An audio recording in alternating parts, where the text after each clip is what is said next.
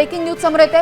पश्चिम बंगालमध्ये 200 जागांचे कल हाती आलेले आहेत। पश्चिम बंगालमध्ये भाजपा टीएमसी अटीतटीची लढत। 200 जागांपैकी टीएमसी 99 जागांवर तर भाजपा 102 जागांवर आघाडीवर आहे। पश्चिम बंगालमध्ये भाजपा विरुद्ध टीएमसी काटेकी टक्कर। अगदी 2-3 जागांचाच फरक आपल्याला पश्चिम बंगालमध्ये पाहायला मिळतोय।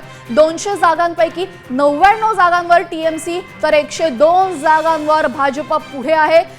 या एकूणच चित्रानुसार भाजपाने जो जोर पश्चिम बंगालमध्ये लावलेला आहे तो काहीसा यशस्वी झाल्याचं आपण बोलू शकतो। गेल्या 15 वर्षांपासून बंगालमध्ये ममता दीदींचं राज्य आहे। बंगाल में दीदी आणि केंद्र में मोदी अशी वारंवार पश्चिम बंगालचा जो माणूस आहे तो घोषणाबाजी करत होता। मात्र यावेळेस हे चित्र काहीसं बदललेलं पाहायला मिळतंय।